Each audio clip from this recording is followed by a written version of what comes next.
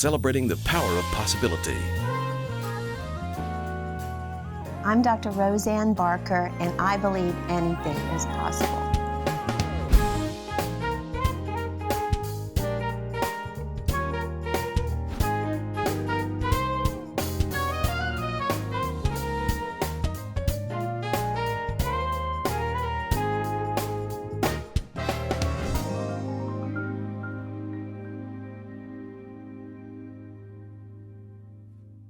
Welcome to Anything is Possible. I'm Halloran Hilton Hill, and these are great stories about great people whose lives prove that anything is possible. My special guest today, Dr. Rosanne Barker, the woman who saved my life. I have to say, sleep is one of the most important things. It is a non-negotiable. I didn't know that. I spent too much of my life not getting enough sleep. Then turns up I have sleep apnea. So I want to start by thanking you for helping me out. Transformational.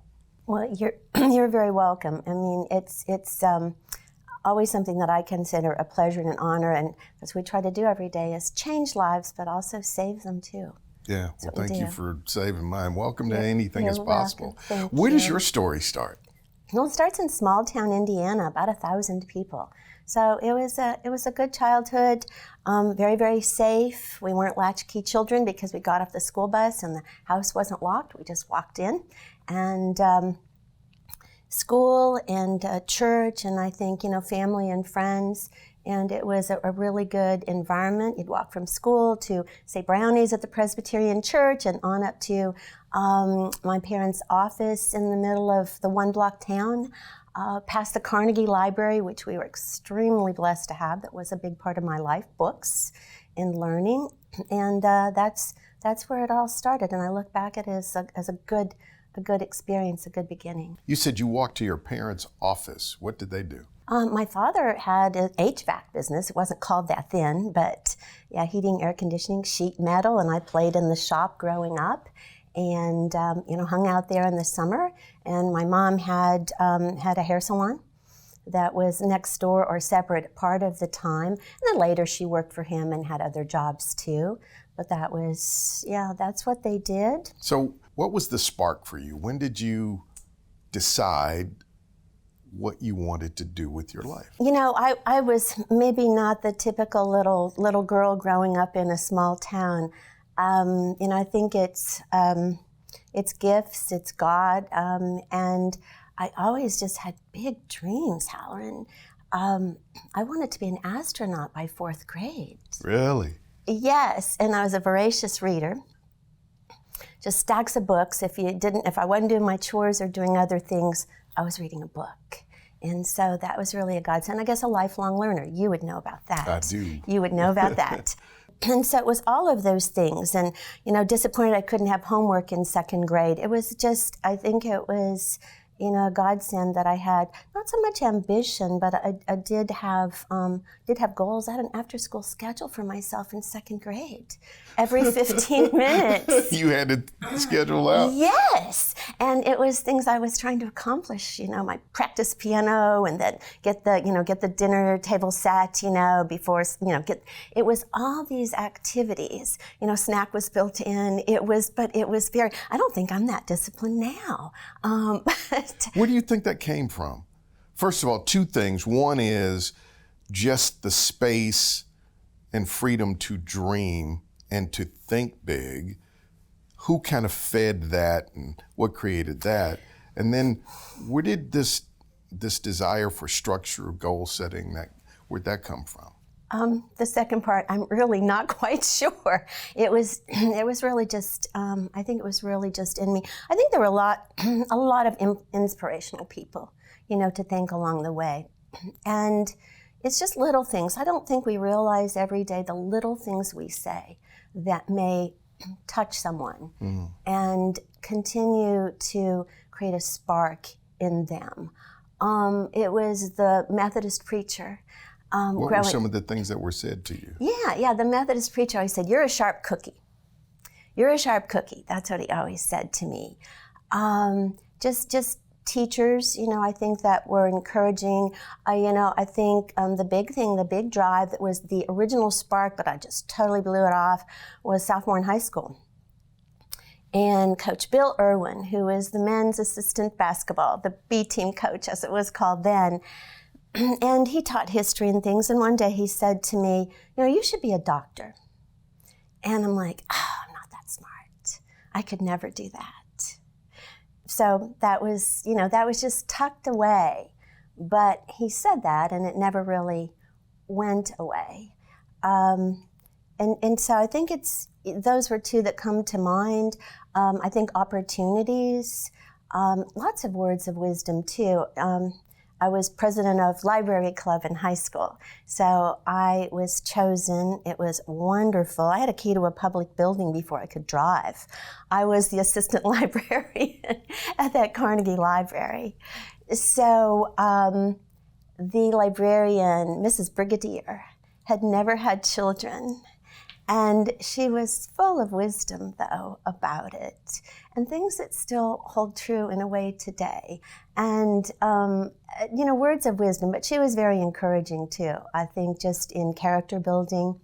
And people wouldn't realize, one of the high school cheerleaders that you look up to, who was very popular. And I don't remember the conversation, but she was like, always be yourself. She's like, what other people think and trying to get a guy, it's not that important. It's be yourself and doing what you're doing, and then you will be cared about, loved for exactly the way you are. Possibility powered by Pilot Flying J, Covenant Health, Home Federal, and the Knoxville News Sentinel.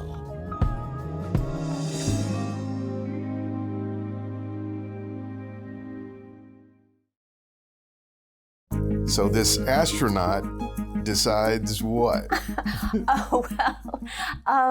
That's when we're younger and we don't understand what all that entails. I also had thought about being an astronomer and was the kind of kid that I wrote a 15-page report that was not required. I wrote it for fun about the solar system. That was you. In fourth or fifth grade. Sad I couldn't have homework. Yeah, I think that was in second grade. I was so sad I couldn't have homework. So, yeah, I think that was there. I think my parents were very encouraging, even though they didn't have college educations.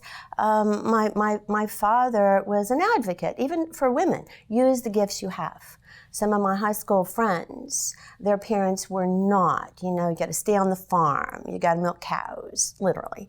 And my father went over and talked to their father. I don't know how much good it did. It did some, because they ended up going to college. But they were advocates for that. And certainly my father's father had gone to college. Now that was 2 years in the early 1900s, of course. And on my mom's side, even the women were college educated in the early 1900s. And books were a very big deal. I remember my love for learning grew out of books, and I had a father who he introduced me to books and gave me this incredible love of learning. So you finish high school and you decide to do college. Where? So I went to Ball State undergrad.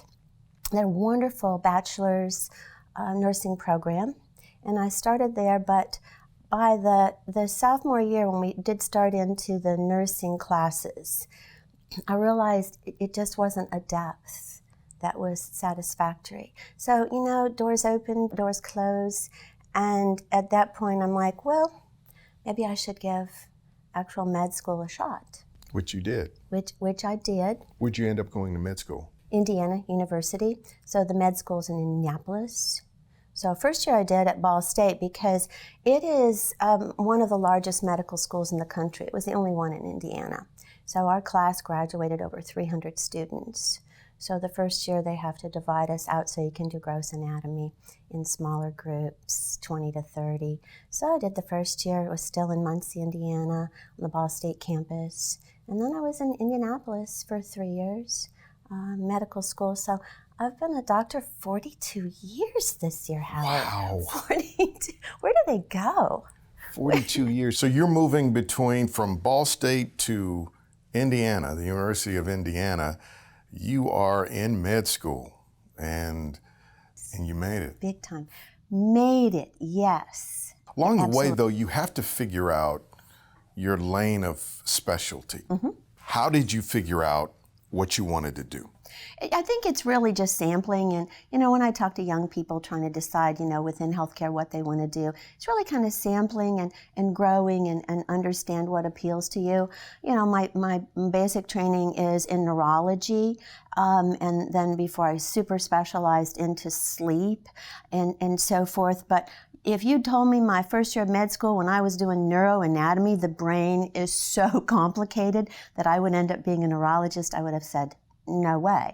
But I realized that, I like the examination, it's interactive. So, you find what just, it's sometimes inexplicable, but it appeals to you. It's a fit. There's that chemistry there you have with that particular field. And, so it just, as far as toward the end, I thought I'd go into orthopedic surgery and sports. Then I realized I didn't enjoy doing that kind of surgery. And so I ended up going into neurology to go into sports training, learning about muscle physiology and the nervous system and how the brain works in terms of sports and even sleep now in the end. So I evolved into neurology and then stayed in neurology and sleep because as I was doing my fellowship, like many years postdoc, I had to go to school a long time, a little remedial, I suppose, right? Kept going to school to learn. I realized that I was enjoying sleep, and it was a new field that, God didn't invent sleep to save electricity. We're supposed to spend a third of our life doing it because it is a very active process. And so it was just fascinating. Yeah, and I was very early in that field, but it just had great potential. It was just phenomenal. So I got into it with all the early greats of the sleep field itself. Very wonderful. Very unique as a woman and a trailblazer. Talk about that. Well, I never really saw it quite like that. It was just trying to use the gifts I had been given and do what I enjoyed, and always saw any discrimination against me as a woman as their problem. I wasn't the one with the problem. I'm doing what I was supposed to do, what God was putting me out there to do.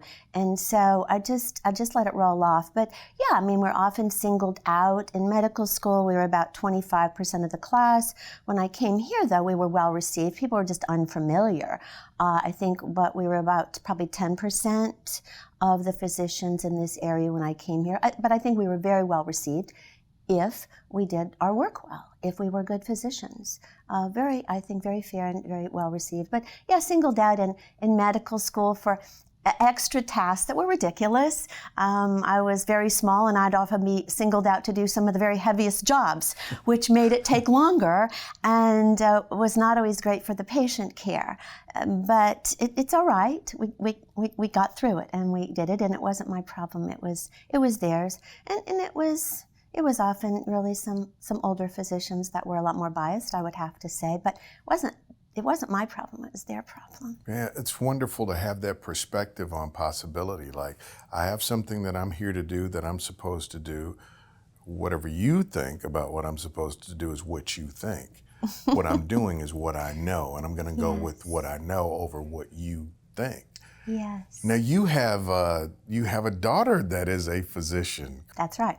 Talk about her finding her way, and is she a sleep physician as well? She is. She's wow. double boarded in internal medicine and in sleep as well. So yeah, it was her journey too. But she grew up listening to this. She grew up listening to me on the phone as she is here, and so it was quite an advantage for her. She never really thought she was going straight into that. She entertained other possibilities. We played all kinds of medical games at the dinner table, so she had all kinds of crazy knowledge, I think, going into it. And also had thought about, we're such animal people, she had also entertained, veterinary medicine as well, but, just grew into healthcare. And So she's done everything in sleep. I made her do everything in the office to put herself through school and get out of medical school debt-free.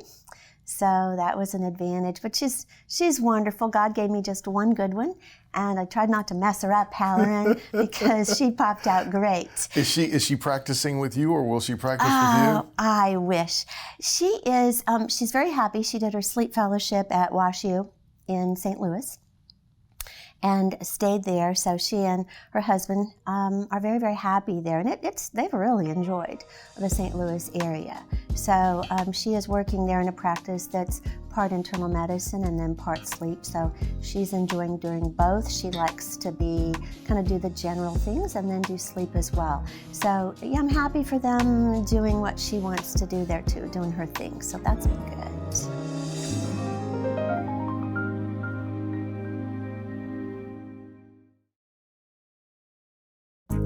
I'd love for people to give me lessons in possibility, really. You look at your life, your career, the ups, the downs, the growth. You've grown a really substantial practice, and I understand that you are an inventor. That curiosity that you possessed as a young woman has followed you as an even younger woman. See what I just did right there? Yeah, I appreciate that. Talk to me about what you've learned about making things happen. The word possible means able to be, right? And you are one of those possibility people. If somebody's watching this right now and they're like, I want to figure out how to actualize my dreams, how do you make something possible? How did you make your life possible? I think everyone hears this, but you do have to be willing to fail. Mm-hmm. You have to try things, and you have to try multiple things. You know, some of it works, some of it doesn't work over time. The one thing we can depend on, I think, is change. So, you know, things keep changing and growing, things that are outside of our control. But I think you have a vision, you have a basic understanding of something. As I said, when people told me early on, well, sleep is never going to amount to anything. It is not important. Sleep isn't important. Use your common sense, you know, I think is a big part of it.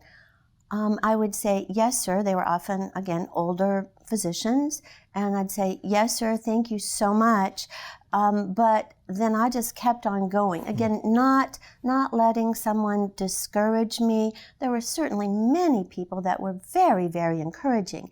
And every step of the way, every place I've been, take advantage of the people that come into your life who really are the positive energy that are there to support you and encourage you in what you're trying to do. But stick with your own ideas and stick with your own feelings about things and what you need to do and are called to do.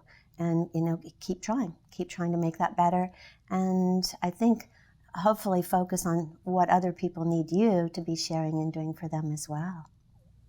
What's happening in the area of sleep? Sleep is so important. Probably what is the most important message and what's happening in the world of sleep that you want people to know today? It's still a field that is too under-recognized. Sleep is so connected with every aspect of our health. And so I would love to see it become a topic that gets much, much more attention. I'd love to be doing more education about it.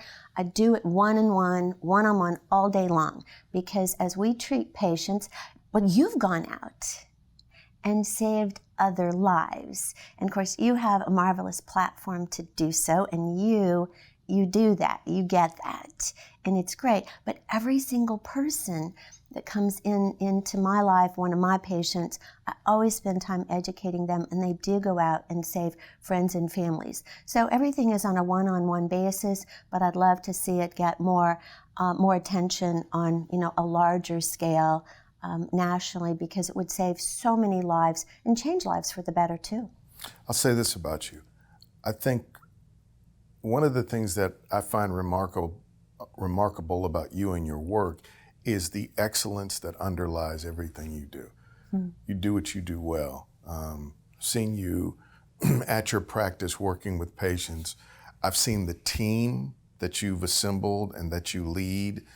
I've seen you've been a pace setter in the industry. And I think it owes to your commitment to be excellent. The little girl that wanted homework in second grade, this pursuit of excellence and this love of learning, you're leveraging all of that to serve because you really want to make a difference in people's lives. And I think it's pretty dadgum incredible. Well, thank you. Yeah, every day we all of us do the best we can that day. Some days we're higher achiever than others. Some days we got more to bring than other days. But all we can do, I think, is try to do the best we can each day within ourselves, and that's very gratifying.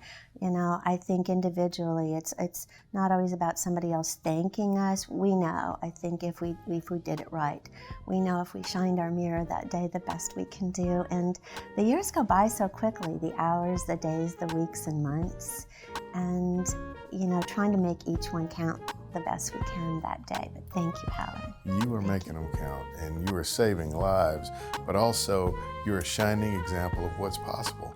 If you don't let anybody tell you what's possible, you follow that North Star that's inside of you, and you probably will do well.